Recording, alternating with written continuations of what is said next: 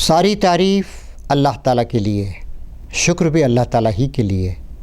ہم سب اللہ تعالیٰ ہی کی تعریف کرتے ہیں، اسی کا شکر ادا کرتے ہیں، اسی کے بندے ہیں، اسی کے پیدا کرنے سے پیدا ہوئے ہیں، اسی کا رزق کھاتے ہیں، اسی کے گن گاتے ہیں اور مر کر پھر اسی کے پاس جائیں گے۔ محترم ناظرین، ہمارے اس پروگرام گلشن اسلام میں آپ سب کا اخلاص اور محبت کے ساتھ استقبال ہے۔ آج ہم مختصر گفتگو کریں گے روزے میں اپنی نگرانی کرنے پر۔ حضرت ابن عباس رضی اللہ تعالیٰ عنہ کی روایت ہے، حدیث کی کتاب بیہقی نے اس روایت کو نوٹ کیا ہے۔ ظہر یا عصر کی نماز ہوئی، دو حضرات نماز میں شریک تھے، انہیں اللہ کے رسول سیدنا محمد یعنی ہمارے سردار محمد صلی اللہ علیہ وسلم یعنی ان پر اللہ کی رحمت و سلامتی انہوں دونوں کو بلایا۔ آپ نے کہا جاؤ دوبارہ وضو کرو اور پھر اس کے بعد دوبارہ نماز پڑھو، اور تم روزہ ہو آج؟ کہا کہ ہاں روزہ ہیں۔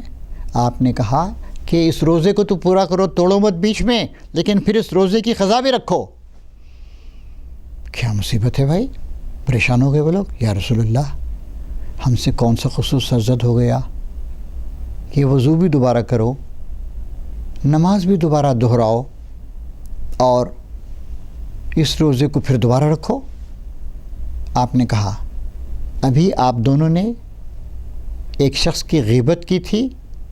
غیبت کیا ہے؟ غائبانہ کسی کا برا ذکر کرنا۔ اسلام اس بات کو بہت زیادہ اہمیت دیتا ہے کہ آپ ہر انسان کو اپنا بھائی سمجھیں۔ مومن کا آئینہ ہے۔ محبت کے ساتھ، ہمدردی کے ساتھ آپ اس کی اصلاح کرنے کی کوشش کریں، اس کی خرابی سے اس کو واقف کرائیں، لیکن کسی کی بے عزتی کرنے کے لیے، زبان کے چٹخارے کے لیے، یا اپنے کسی غلط جذبے کو تسکین دینے کے لیے، یا کسی آدمی کو آپ برا بھلا کہیں، اسے کہتے ہیں غیبت۔ اس کی تشریح کی گئی ہے کہ تمہارا اپنے بھائی کا اس طرح ذکر کرنا کہ وہ سنے تو اسے برا لگے، اس کی بے عزتی ہو، اس کی کسی خرابی کو آپ ابھار کے پیش کریں، ہمدردی کا جذبہ نہیں ہو، یہ ہے غیبت، غائبانہ کسی کی برائی بیان کرنا۔ تو ان لوگوں سے یہی غلطی سرزد ہو گئی تھی کہ کسی کی غیبت کر دی تھی۔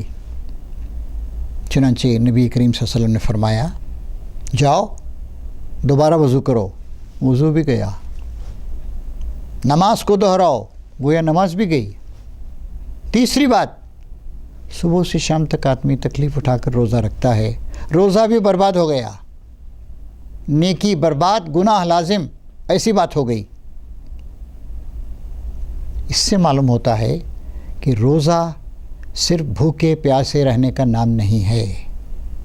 ایک اور حدیث میں اللہ کے رسول ان پر اللہ کی رحمت و سلامتی ہو نے فرمایا کہ جو شخص روزہ رکھ کر جھوٹ بولنا یا جھوٹ پہ عمل کرنا نہ چھوڑے تو اللہ کو اس بات کی حاجت نہیں ہے کہ وہ اپنا کھانا پینا چھوڑ دے۔ یا آپ نے فرمایا بہت سے روزے رکھنے والے ایسے ہیں جن کو ان کے روزوں سے بھوک پیاس کے علاوہ کچھ نہیں ملتا، اور بہت سے راتوں کو جاگ کر روزہ رکھنے والے ایسے ہیں جن کو رت جگی کے علاوہ کچھ بھی نہیں ملتا۔ تو ہر کام کے پیچھے اچھی نیت ہونی چاہیے، اخلاص، خلوص، سنسیئرٹی ہونی چاہیے، صحیح طریقے سے اس کام کو کرنا چاہیے، اللہ کی رضا اور خوشنودی حاصل کرنے کا جذبہ ہونا چاہیے، کوئی غلط جذبہ، کوئی بدنیتی نہیں ہونی چاہیے، اور دوسرے انسانوں کے ساتھ اچھا سلوک کرنا، دوسرے انسانوں کی عزت کی حفاظت کرنا، یہ بھی ضروری ہے۔ چنانچہ اس سے معلوم ہوتا ہے کہ روزہ کیسی جامع کمپریہنسو عبادت ہے۔ آنکھ، ناک، کان، زبان، ہاتھ پیر، کمائی، سب کا روزہ ہے۔ آپ روزے میں صرف لیٹے رہیں، کام نہیں کریں، اپنی ذمہ داری ادا نہیں کریں، آپ کا روزہ خراب ہو جائے گا۔ دیکھیے یہ حدیث کتنی خطرناک بات اس کے اندر بتائی گئی ہے۔ جاؤ دوبارہ وضو کرو، دوبارہ نماز پڑھو، دوبارہ روزہ رکھو۔ تو اس سے معلوم ہوتا ہے کہ اسلام اخلاق کو کتنی زیادہ اہمیت دیتا ہے کہ روزے میں آپ اپنی تربیت کا انتظام کریں، اپنے بال بچوں کی تربیت کا انتظام کریں، اور مسلمانوں کے ذمہ دار تمام مسلمانوں کی تربیت کا انتظام کریں کہ وہ روزے میں بالکل فرشتوں جیسے ہو جائیں گے۔ اور ایسا نہیں کہ صرف روزے میں فرشتے ہوں گے اور بعد میں پھر شیطان بن جائیں گے، نہیں، بلکہ روزے میں اس بات کی تربیت حاصل کریں گے کہ آپ کا اخلاق اور آپ کا کردار ایک اچھی چیز بن جائے۔ دیکھیے ہوتا کیا ہے، آپ کے دماغ میں جو خیالات آتے ہیں اس کے مطابق آپ کام کرتے ہیں۔ آپ کے خیالات درست ہوں، اور خیالات درست کرنے کے لیے آپ کے پاس علم ہو۔ اگر آپ قرآن کو نہیں پڑھیں گے یا نہیں پڑھیں گی، اگر آپ حدیث کو نہیں پڑھیں گے اور نہیں پڑھیں گی، اگر آپ اللہ کے رسول کی سیرت سے واقف نہیں ہوں گے یا نہیں ہوں گی، تو اس بات کا اندیشہ ہے کہ شیطان آپ کو بہکا دے گا۔ اسی لیے اس مہینے میں رمضان میں قرآن مجید پڑھنے کا زیادہ سے زیادہ اہتمام کرنا چاہیے۔ اور قرآن مجید طوطے اور مینا کی طرح صرف کچھ چیزوں کو دہرا دینے کا نام نہیں ہے، سمجھنے کا نام، انڈرسٹینڈنگ ضروری ہے، فہم ضروری ہے، تفہیم ضروری ہے۔ قرآن کی تفہیم القرآن، قرآن کو سمجھنا ضروری ہے اور پھر اس کو امپلیمنٹ کرنا ہے اپنی زندگی میں۔ آپ ایک شریف انسان ہو، ایک شریف باپ، ایک شریف شوہر، ایک شریف ماں، ایک شریف بھائی، ایک شریف پڑوسی، ایک شریف انسان، اور آپ کی شرافت کا دائرہ پوری دنیا تک پھیلا ہوا ہو، صرف مسلمانوں تک نہیں، غیر مسلموں تک بھی۔ ہندوستان میں ہم رہتے ہیں، یہاں 80% ہندو بھائی ہیں ہمارے، 2% عیسائی، 2.5% عیسائی ہیں، 2% سکھ ہیں، جینی ہیں، بہت سے لوگ ہیں، سب انسان ہمارے بھائی ہیں۔ سب کے ساتھ اخلاق سے پیش آنا، مسکرا کر بات کرنا۔ فرمایا اللہ کے رسول نے، تبسمک فی وجہ اخی کا صدقہ، تمہارا اپنے بھائی سے مسکراتے ہوئے چہرے کے ساتھ ملنا یہ بھی نیکی ہے۔ لوگوں کے کام آنا، لوگوں کے دکھ درد میں شریک ہونا، اپنے ہاتھ سے محنت کرنا، دینا، دلانا، برائی کا خاتمہ کرنا، اور سب سے بڑی بات لوگوں کو بتانا کہ بندو ہو، تم بندے ہو خدا کے بندے بنو، خدا کے علاوہ کسی کے بندے مت بنو۔ کسی چیز کے پاس کچھ بھی نہیں، نہ سورج کے پاس کچھ ہے، نہ چاند کے پاس کچھ ہے، نہ پہاڑ کے پاس کچھ ہے، نہ بادلوں کے پاس کچھ ہے، سب کچھ اللہ تعالیٰ کے ہاتھ میں ہے۔ للہ ما فی السماوات و ما فی الارض، آسمان و زمین کی ساری چیز اللہ تعالیٰ کی، اسی نے پیدا کیا ہے، وہی مالک ہے، وہی پوجیہ ہے، اور کوئی پوجیہ نہیں ہے۔ تمہاری مرادوں کو کوئی پورا نہیں کر سکتا ہے، تمہیں کوئی کچھ دے نہیں سکتا ہے۔